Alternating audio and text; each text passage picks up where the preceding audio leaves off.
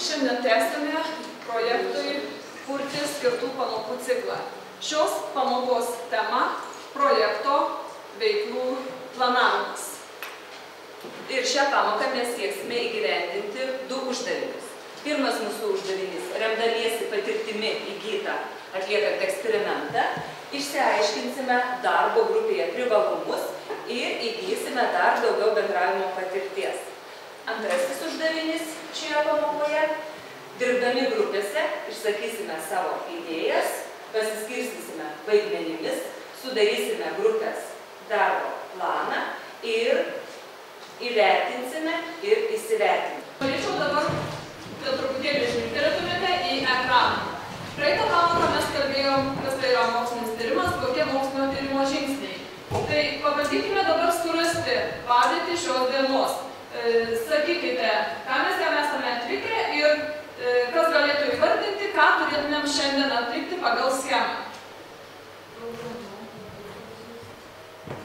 Kelkime ranką galbūt, kas matote, ką šiandien turėtumėm atlikti toliau.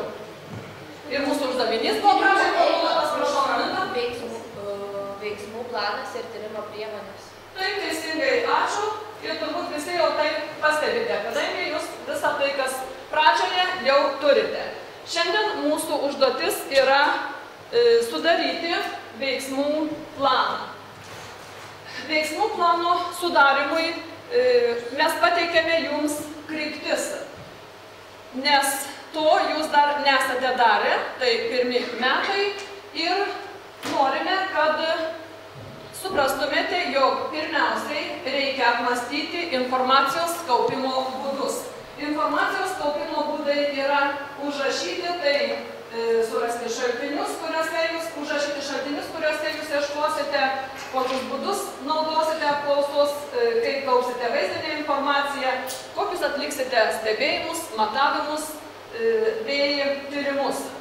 Toliau antras jūsų žingsnis turėtų būti informacijos apdorojimas ir sisteminimas, tam, kad jūs tą informaciją galėtumėte vėliau pristatyti. Sisteminti jūs jau turėsite pasirinkti daugiau galbūt kompiuterinės priemonės, pamastykite, ar jūs lenteles darysite, ar schemas, ar grafikus, ar tiesiog piešite, klijuosite nuotraukas ir taip toliau. Tai sutvarkymui duomenų ir paskutinė dalis, aišku, turi būti numatyta, kad jūs pristatysite savo darbą gamtamokslinėje konferencijoje. Galite, jeigu sugebate šiandien jau numatyti, nes ankstesnėse pamokose mačiau, kad kai kas jau, turite savo sumastę būdą, kaip pristatysite darbą. Jums dar kryptis duosiu ant lapelių, pateiktas, galėsite žvilgtelėti. O dabar, kad galėtumėt savo veiklos planą užrašyti, reikia jūsų lapuose nusibrėžti štai tokią lentelę. Mano prašymas yra šitoks. Lentelėje labai svarbu, kad nuosekliai būtų surašyta veikla. Toliau, kur yra laikas, reikėtų dėti pliuselius ties tais mėnesiais, kurį jūs žadate tą darbą atlikti.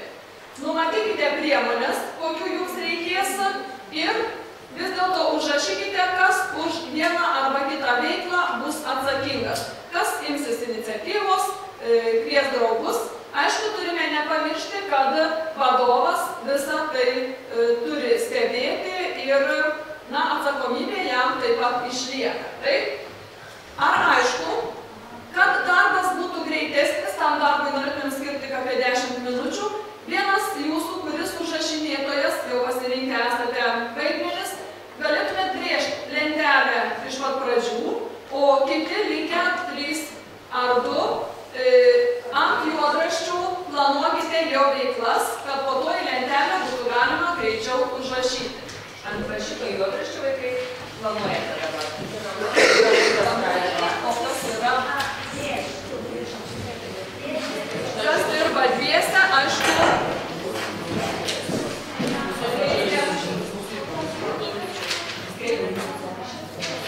Grįžkime su markerius iš jo bendro lentelės vietai, kad jį išeitumėte.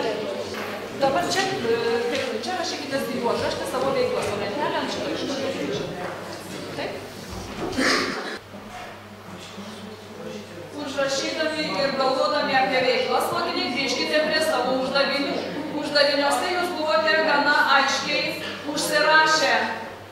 ką turite padaryti.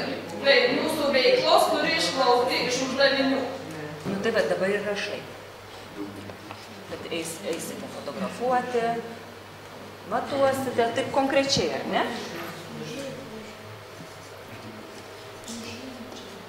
Ir paskui pasižymėsite, kokį mėnesį tai darysite.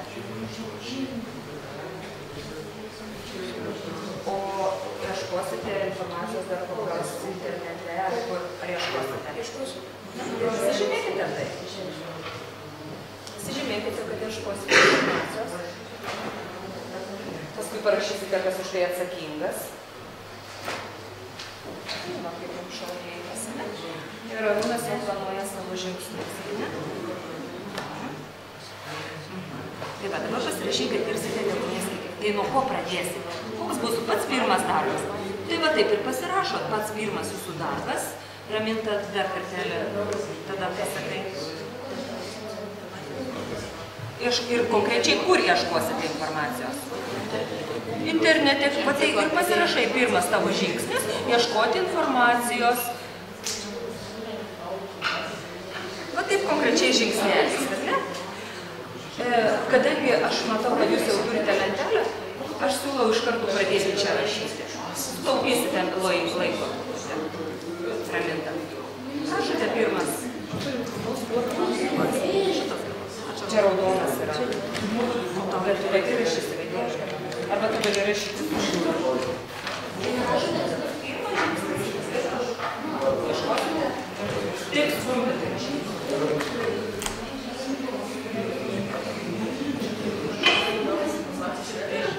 Kada tai darysite? Kas atsakingas?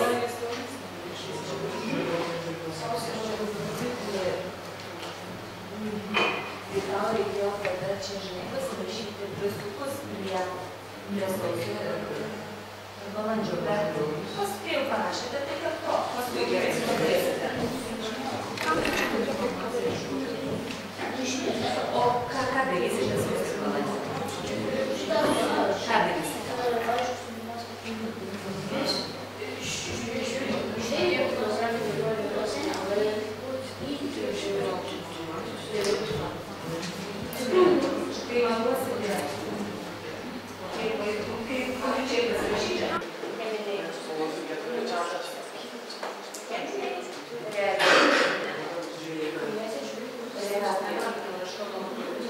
Kas atsakingas, kas turės pas jūs Raminta, ne? Taip ir pasirašyti. Ką dar darysite? Rinkote informaciją, tyrite, ką toliau darysite. Kaupsite duomenis. O kaip kaupsite? Kur kaupsite? Užsivesite kažkokį užrašą, ne? Arba kaupsite duomenis, kad užrašai ir kas už tai atsakingas. Turite užrašinėti?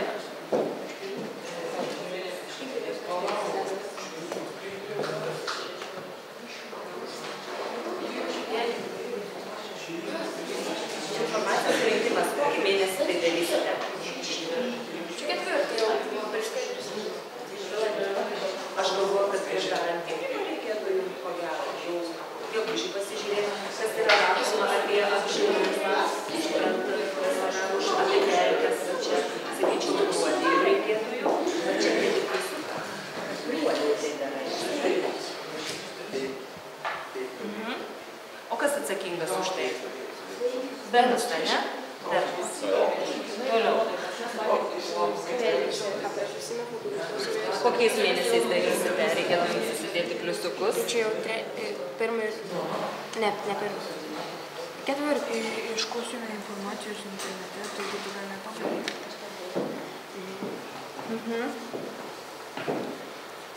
Bet ieškosite informacijos, jau esate pasirašę? Bet čia apie augalus. Ai, vėl ieškosite? Čia apie mėgis. Aišku. Na, tai klausėte? Sukurti anketą, apklausti, žiūrės, tik vieną mėnesį tai apklausinėsite? Pasižiūrėčiau. Aš nemanau. Aš manau, kad reikėtų klausinėti, nes jūs patys žvejojate. Aha, o čia nesimato, kur jūs kaupsite ir kaip kaupsite duomenis. Nesimato. Čia dar darbai, pristatymas. Tai pristatymas bus paskutinis žingsnis, o prieš tai, bet aš matau, kad jūs apklausinėsite žvejus, kad fotoaparatą matau, bet čia yra tik apklausti, o ką fotografuosite? Čia reikia pasirašyti.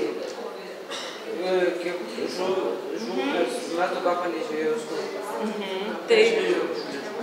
Tai va čia ir pasirašote. Pristatymas yra jau paskutinis žingsnis. Rašote tada, čia įterpkite, kad fotografuosite. Tai kada? Iš kur jūs? Aparačių. Matau aparašiką, matau servisą.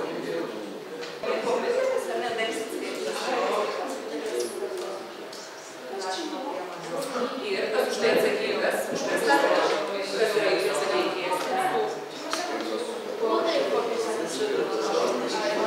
Bet tai užsirašyk jau ne tik su programa. Kas bus atsakingas? Tai ir srašykit. Tai ir užsirašykit.